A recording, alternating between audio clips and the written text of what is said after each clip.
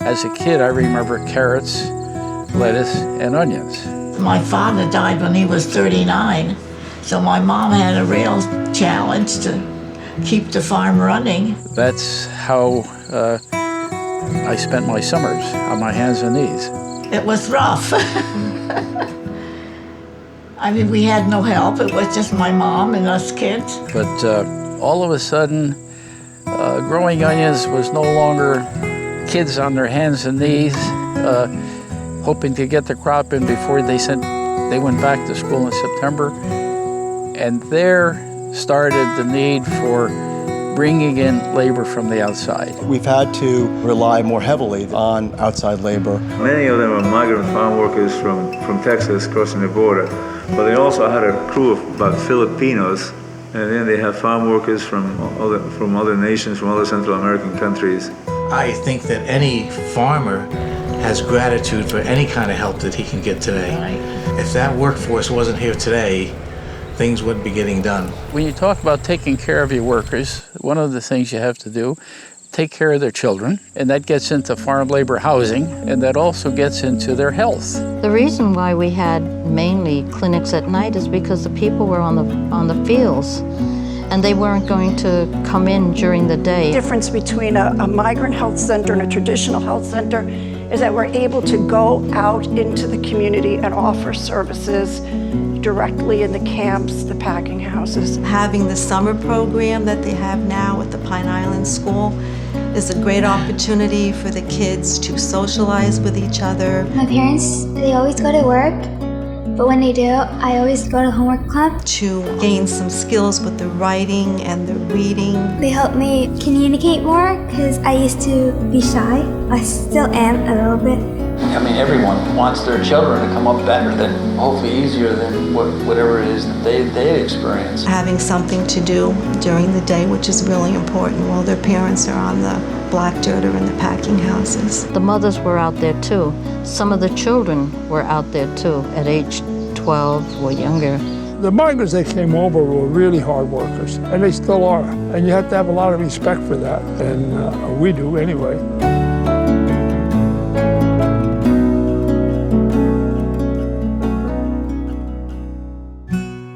The Warwick Area Migrant Committee, established in 1959, has as its mission to provide for the needs of farm workers in the southern Orange County region of New York.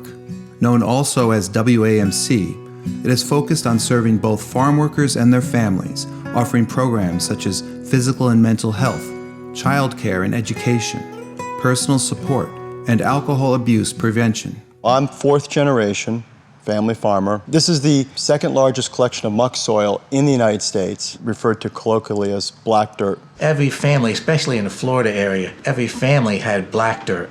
It is the largest under cultivation. Grows everything from basically artichokes to zucchini. Everything over here was wall-to-wall onions. My name is John Cavallero. I started farming here in 1958 in this particular area. All of my grandparents came from Poland. My mother's parents were peasants, as a lot of immigrants were. My paternal grandmother was referred to as Dr. Caroline. She was a home healer. Farming is a lot of handwork.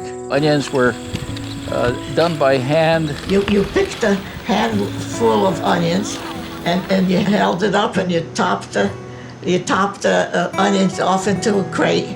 Instead of a pair of sheep shears, as we call them toppers, they were quasi-mobile toppers that permitted you to fill a box of onions faster. When I was selected Onion Queen, I was featured in National Geographic magazine.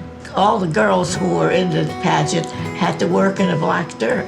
First we had the float parade, and then they had the dancing with the authentic Polish costumes and whatever. And all handmade. Yeah. The fleet was coming home after World War II. Out of Pearl Harbor steamed the mightiest armada in history. When the boys came back from World War II, they had left the back 40, so to speak, and I think in their minds, there was something better than farming. With that, or coinciding with that, of course, there was a lot of industrialization going on. So this Pine Island veteran who came back, he looked at getting on his hands and knees. He says, wait a minute, I'm going to go and make some good money, and this is what he did. The early days, most were using the workers off from Puerto Rico. They were all single men, the other workers who had families. There was less problems, which is very understandable. I know the celery growers, they built a mule train. The guys cutting the celery, trimming it, putting it on a conveyor, and this big packing shed going down the field, putting the celery into boxes depending on the size, and then loading the boxes onto a truck. Today, you probably only have a handful of farmers, and everything is consolidated right from the top down, and so then you need outside help. We also didn't have the packing houses that we have now. No.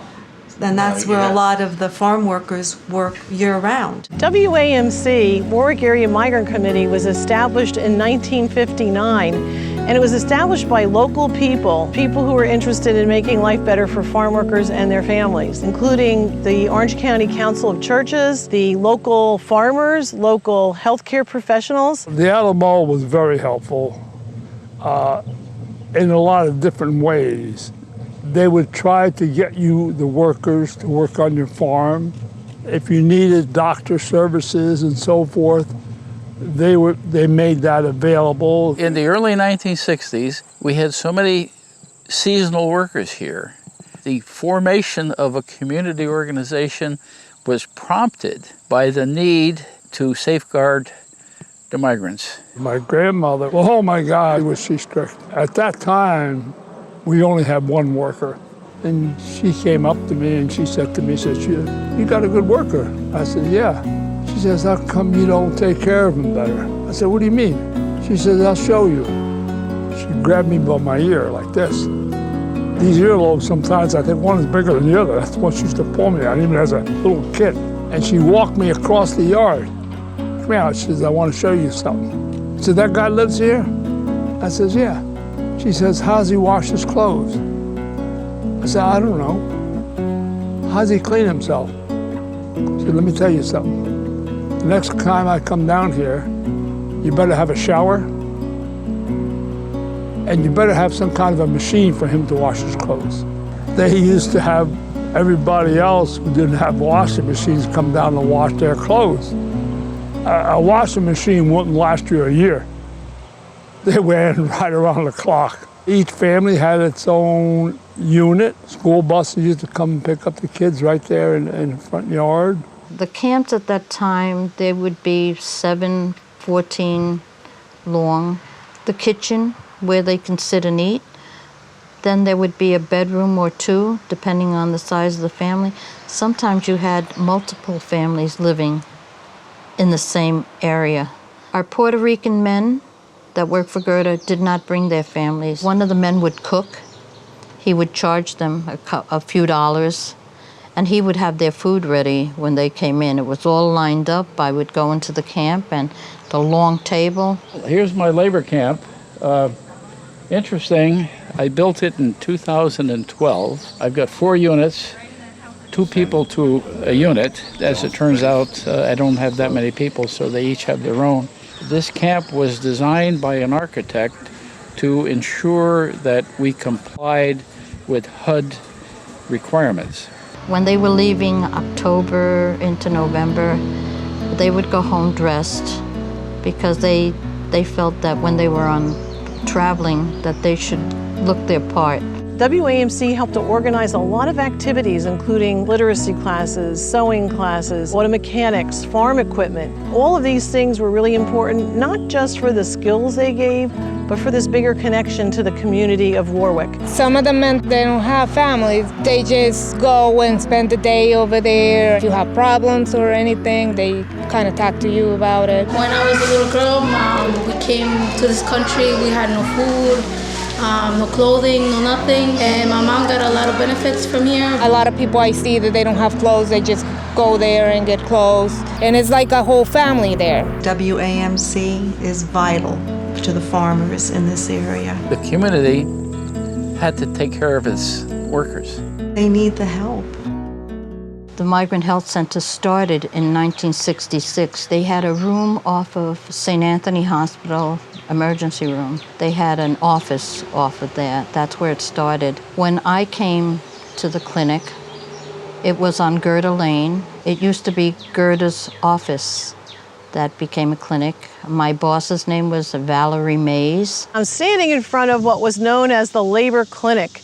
It was established in around 1966 after a report by 4 VISTA volunteers. They visited camps, they talked to farmers, farm workers, and what they realized was that there was a desperate need for basic health services. It led to the establishment of one of the first health centers through the OEO, the Office of Economic Opportunities. We would take names, get their charts, and give them to the doctor. If the doctor needed an interpreter, I would go in. The doctors that we had were out of the National Health Service Corps that they were working for as their part of their payback. The men would come in with sores on their hands from the pesticides that we used on the field.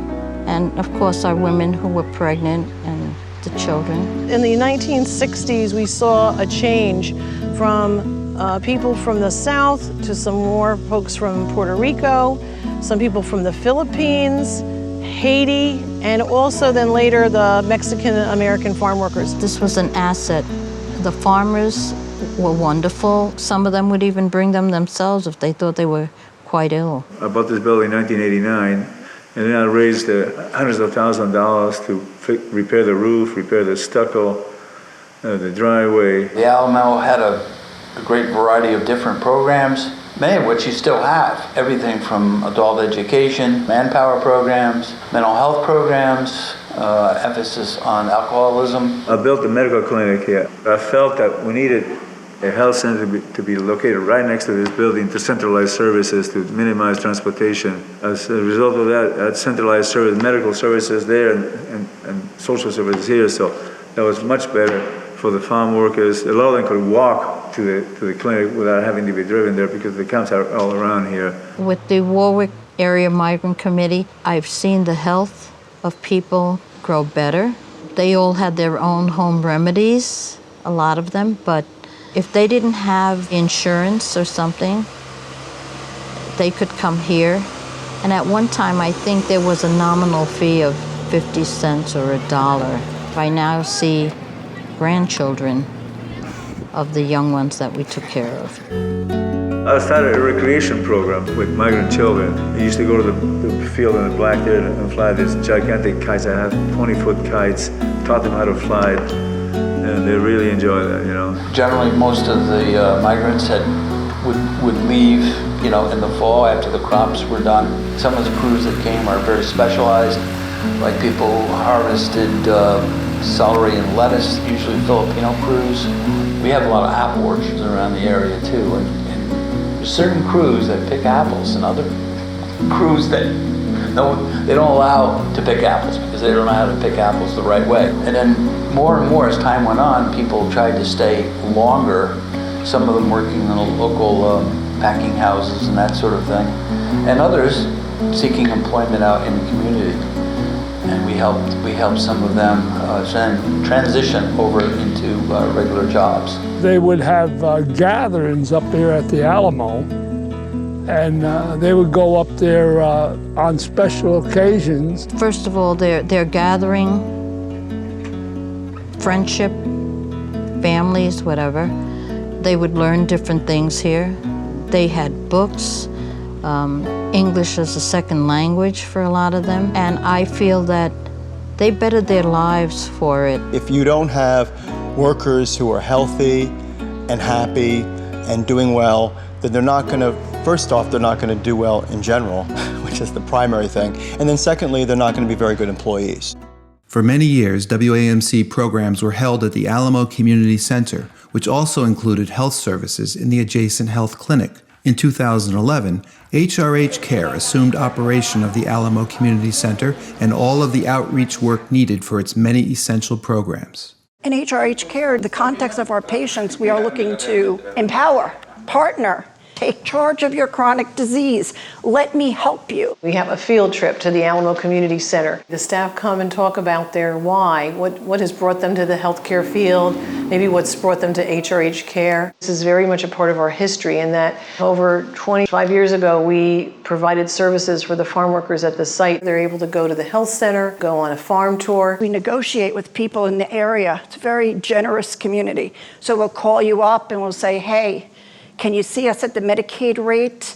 Could we make a payment plan for that surgery? We don't care about if they have money or no. They need insurance, they need clothes, they need food. Y siempre tienen la modalidad ante nosotros como los campesinos que trabajamos. Las doctoras, las enfermeras, la pediatra, es muy buena, son muy buenas personas. We're working with basically migrants, undocumented and underserved. We offer other things besides medical care. The kids get homework help. You know, we have girls club, boys club, we have hot meals. So it encompasses everything. If a patient is sitting here concerned about their parent that's in Mexico, it doesn't matter that they have diabetes and that they have to take insulin. I first have to hear the patient, understand what they're saying and be able to connect with them, and then kind of guide them to why they should be taking care of themselves. Bueno, nos ayuda a nosotros los que estamos en el campo. Si tenemos algún síntoma de alguna enfermedad, podemos acudir rápidamente aquí. We respond to the needs of the farm workers. When they ask us for help or for a program, we try to make it happen. Last week, Carlos had a medical appointment. I always say the Alamo. They come, they pick him up, and they bring him back. If you want to talk to him, ask him what his next appointment is. Tenemos que ir a citas médicas o algo, no tenemos transportación, o si no del Álamo, pues ellos nos llevan. Si vamos a la compra a comprar cualquier cosa o algo de necesidades, pues ellos nos llevan. Ya desde hace 10 años que yo necesito de los servicios del Álamo. Yo voy a veces de trámites de papeles para Puerto Rico, para mis cosas. Alguna pregunta, algo de necesidades, pues me las hago allí, pero he ido varias veces. Sí. We're here for them 100%. For whatever they need. I think that's beautiful. I started teaching in 1972. I was a young teacher of the migrant children, and they were true migrants because they would be in my classroom in September and October, and then they would leave. And I can still picture them getting on the buses to go home, and I would be very upset because I knew they would be gone until May. Our school nurse at Golden Hill had contact with the Alamo. Her husband is an onion farmer. Extremely generous people, and I was in charge of the Hunger Club in Florida at Golden Hill, and we used to give baskets to the migrant workers. The numbers vary, but it could have been up to a couple of thousand people were here in the Black Dirt region. In 1962, the Pine Island School was used as a center for over 200 farm worker children. People were looking for daycare, and it also included summer care. When the daycare was at the Alamo, they would have small cribs downstairs, and the children would be taken care of. Fieldstone, my daughter was very happy there. They gave her breakfast and lunch. I would pick her up after work because I did work for the migrant clinic. Then as she got older and they closed Fieldstone, she went to House on the Hill. The Alamo is part of a migrant family. House on the Hill has worked directly with the Alamo, and right now we have 70 children, so that's about 50 families, and we usually get the same number every year. When we opened this House on the Hill in 1972, they were our focus, and they still are. Summer programs for farm worker children have been a major concern for the entire community since the first migrant families arrived in the 1950s. WAMC provided care at the Alamo for preschool children during the early 1960s and later established summer programs at Pine Island School. In 2017, WAMC resumed its summer programs after the Mustard Seed Migrant Ministry, which had offered a children's program for many years, was closed. WAMC once again hosts at the Pine Island School 90 children for a 7-week period each summer. We are still offering those same programs to farm workers. We have a summer program called Dulce Esperanza. Hi, my name is Lynn Flor, and I'm in the Lila's Club. Lila means love you as a sister. And my favorite thing this year was the sleepovers. My name is Raul Marin, and I am part of the Bro Force. My name is Juan, and my favorite thing about the Bro Force was hiking. Hello, my name is Edwin. I go to the Bro Force, and my favorite thing to do is like hiking. Hi, my name is Juliana. I am going to a YOLO, and my favorite thing about this year was spending time with friends. YOLO means you only live once. Make the most out of your life. My name is Jasmine, and my favorite thing about this year was the Girls on the Run. Girls on the Run made me feel really confident and strong. Our minds, our bodies, and our self mostly. Now that I'm retired, I volunteer at the Homework Club on Tuesdays at the Alamo. It's my greatest joy to be with those kids once again because they need the extra help. Most often, the moms at home don't speak English, and they can't give them the homework help that they need. There's a bunch of people that are very good in different areas, and if I can't figure out something, there's always somebody there to help out with the kids. And they come in and they're anxious to be there. They get a nice snack, which they always enjoy, and it becomes a bit of a social time as well. My tutors, we read a book together, and I tell her what it's about. She comes and helps me if we can't figure it out. We start asking the other tutors, and if they don't know, we go to Joe. I was failing, but when I went to Homework Club, I got a lot of help, and now I do my homework by myself, and it helped me improve my grade a little higher. I was accomplishing more than I used to. The teachers were very proud of me, and my friends too.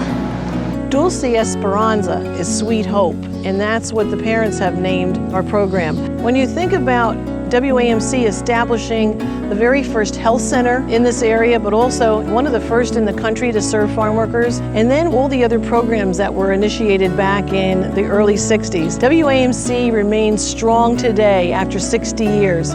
We'll be here for another 60 as long as there are farm workers and their families.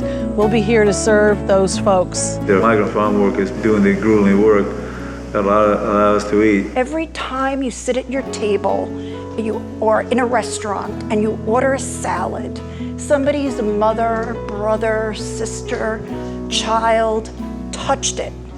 They actually physically did something. They are present in that bowl and on that plate. A lot of their children are college bound, which is amazing. People who run farms now wouldn't have anybody to work if they didn't come. Most of the growers really complied, and they wanted to comply. You just tried to do what was right. These people are good workers, and they're good people, and they belong here.